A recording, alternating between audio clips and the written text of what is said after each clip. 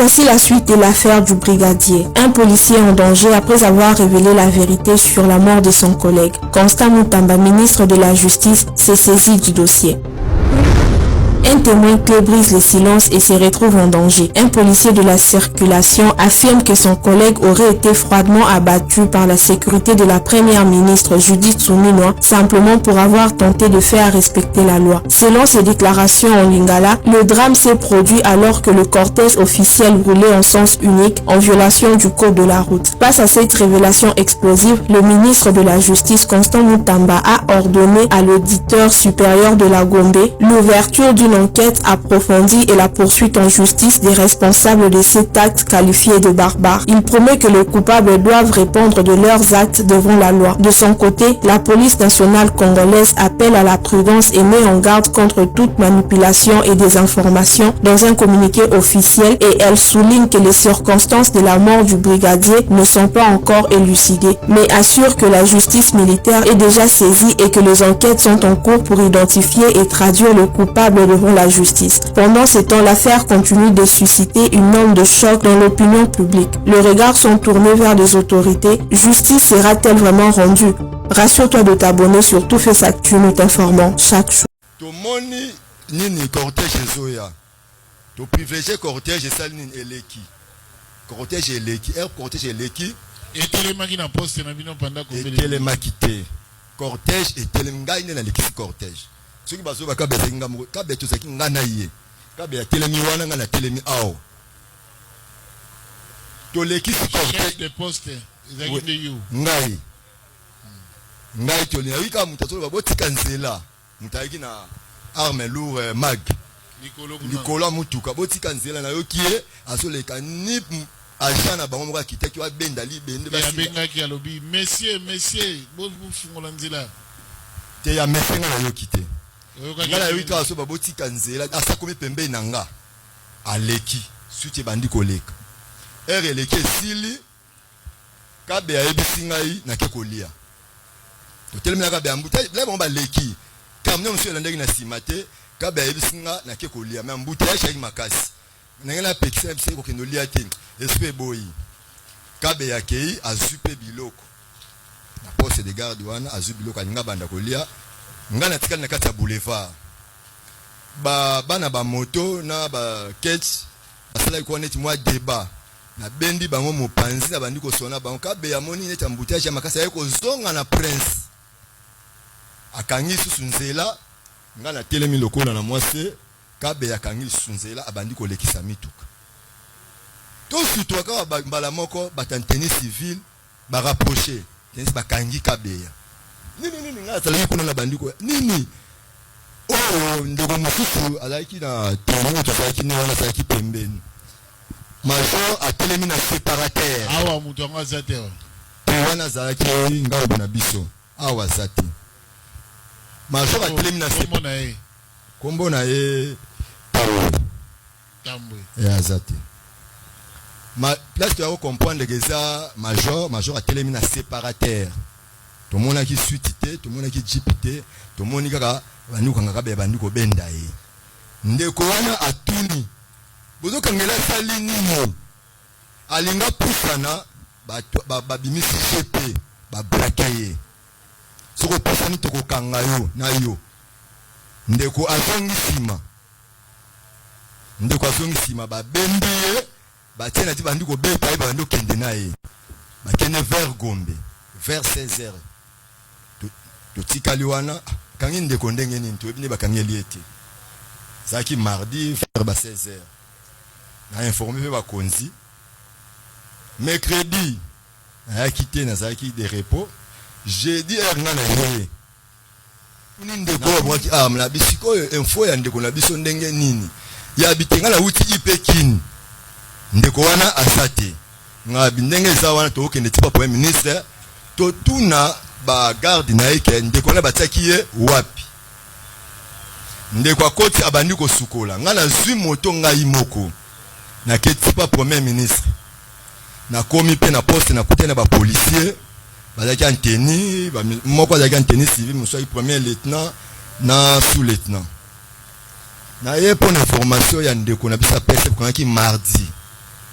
nazwe bate bote wapi na lufungula zate na ipeki na zate asa wapi oh ndeko wana kutu alobele so premier ministre sigio meko kende bakokanga yo totaki na auditoire na face ya primature na besa bongo na baluki na bandiko ya makolo na bengi colonel na informé na bisimo colonel ndeko na bakangaki OK baketa ye na auditorat ndenge ba informer ngai epa ya bagarde wana mwasi na ye pe azalaki wana na ebisi mwasi na ye ke ndi mobali na yo azan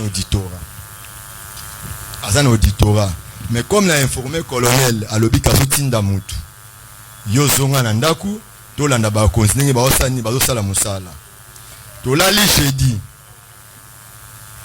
et tolali vendredi réaction montée samedi na tongo mwasi na yesu komona ngai na sika musala mais na seli mobali na ngai na moni ete siko esa ndenge nini ngai na biso c'est comme ça yo tosala boye yo koma na auditorat so komi na auditorat nyonso bakoyebisa yo benga ngai soko bengi ngai na koyeba ndenge tokosala soki basingi mbongo to baneni tokosala mwasi akomi na auditorat bainforme ke bato basalaki ya misatu moko akufaki mibale baza na oxygène na kankokolo mwasi asinzela tina kankokolo comme asalaki na bebe moya kote eza te abengi nga lisusu abengi nga na ti telefone na charge azozwa ngai te naye komona leki ya kabeya aye na vati bazobenga yo ozoyamba telefone te nga bite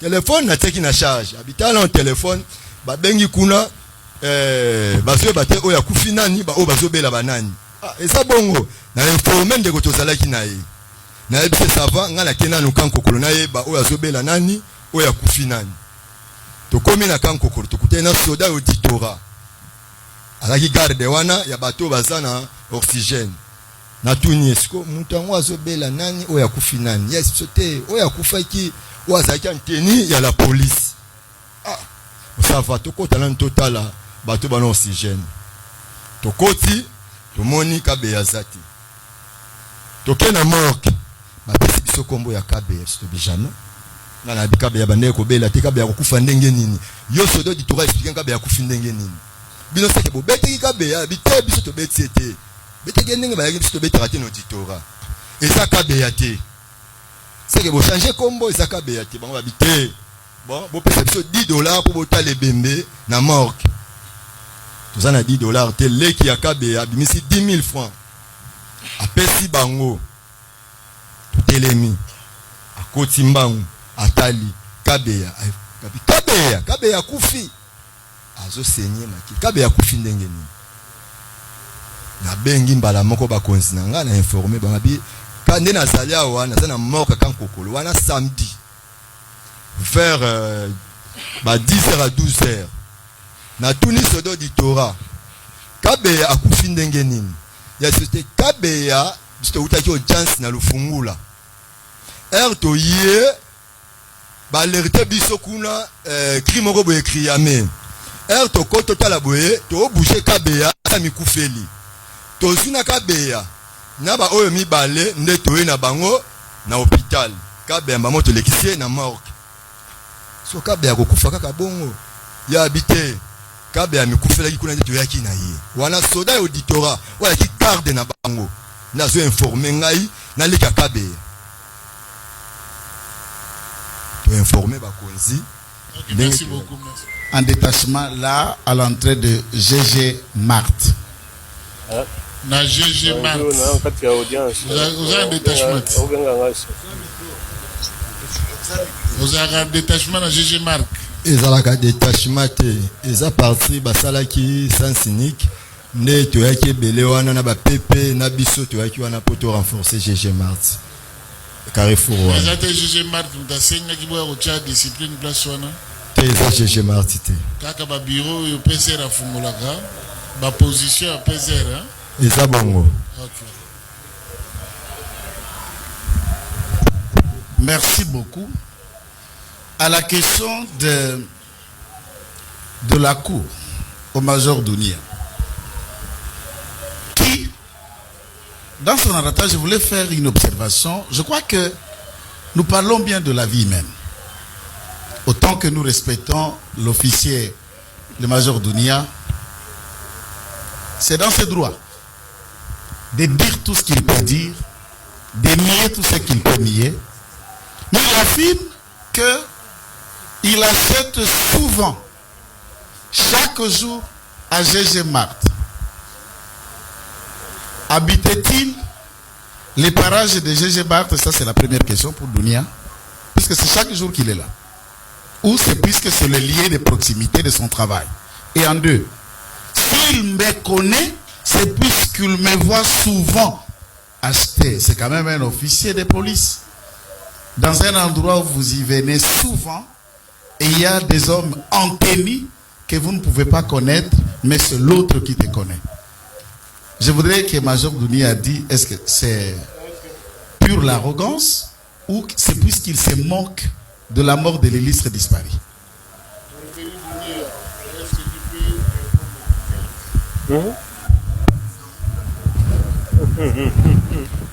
D'abord, nakoki jamais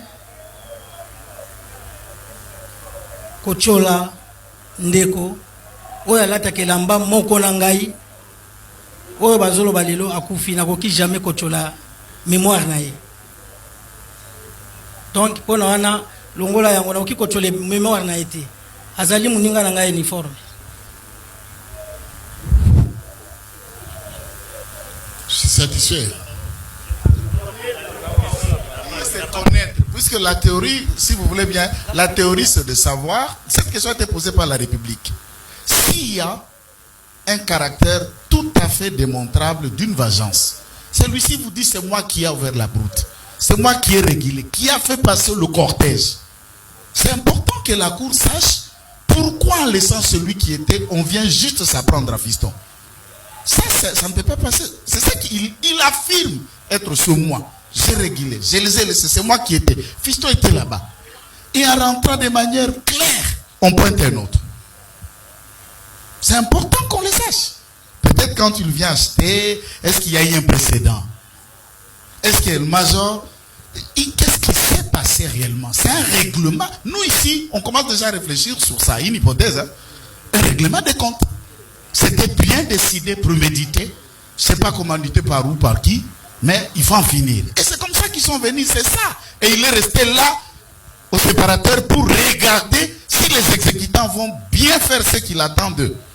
Et c'est ça pourquoi je pose cette question. C'est pour aller dans cette hypothèse d'un règlement des comptes.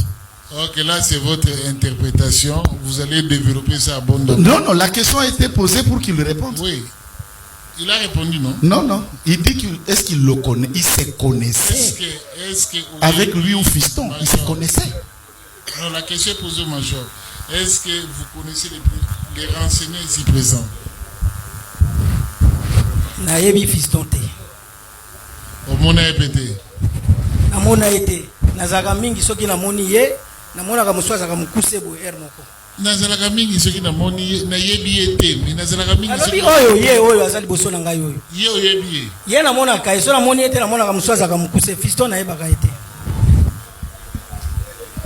Mais bazalaka bango balela fiston, mukuse no zolo ba fiston te, fiston bazaki mbinga. Mais parce que bazalaka bango mibale kaka wana. De bozaka combien? 3. Wa mukuse na msunani.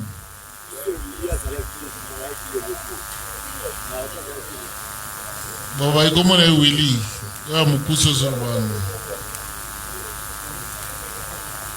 Monsieur le Premier Président, nous avons encore la parole. Okay. Nous voulons savoir une petite chose. Mon cher collègue Dounia affirme haut et fort que, en rentrant, il avait 2 missions précises. La première, c'était la récupération de son Motorola qui était resté au bureau. La deuxième, c'était prendre. Bon, j'ai vite récupéré, interpellé, tout ça. Je parle de prendre. Il était venu prendre le policier qui aurait parce qu'il dit, il a prétexté que le policier avait insulté. Je demande cette réaction-là, monsieur le Premier Président, lui étant commandant de sécurité d'une haute autorité de ce pays, encore que bon, à l'audience d'identification, je n'avais pas entendu là où il a parlé de la formation des VIP, very important person. Je n'ai pas entendu ça. Mais il s'est donné le culot de venir prendre les policiers en plein exercice de ses fonctions, affectés à son poste, et il a ramené. La question. La question est celle de savoir, il voulait faire plaisir à qui, monsieur le Premier Président? Denis, tu peux répondre.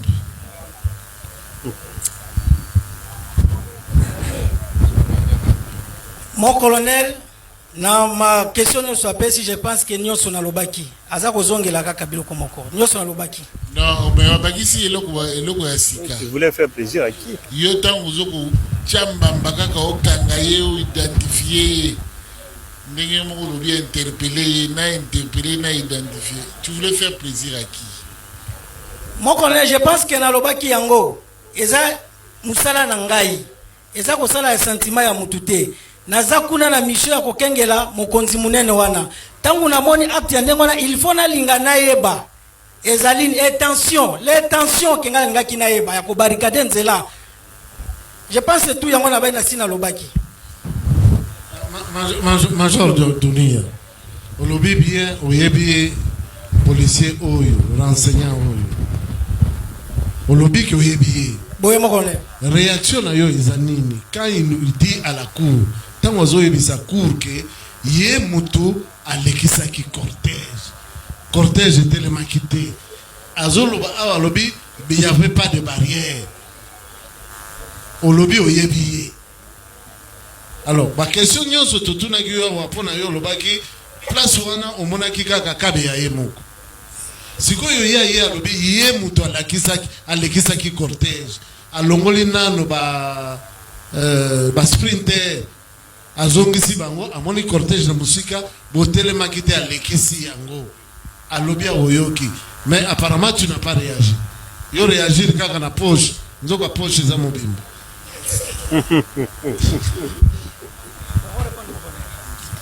Mon colonel na lobandeli lisusu oyo alobi akosi.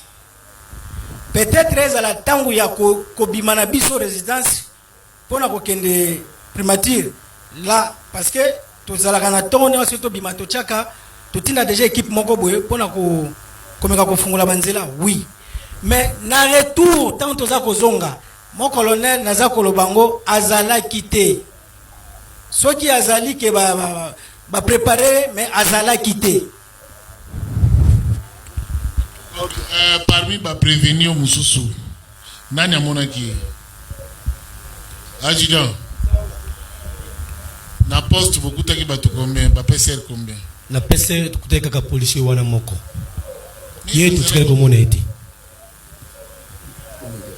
Ce que comme on était. Nani Amonaki. Namonaki était. Namonaki était mon colonel. Mon colonel namona qui était. Donc azalaki te. Azalaki te namona qui était. Mais tant que c'est la description de la scène du crime, est-ce que vous avez dit azalaki? Azo pese ba précision nyonso. Batumi balé ba na tenue civile ba kiti. Bulletin de service na ye yangoyo. Pe azolo bala monoko te. Bulletin de service na ye yangoyo.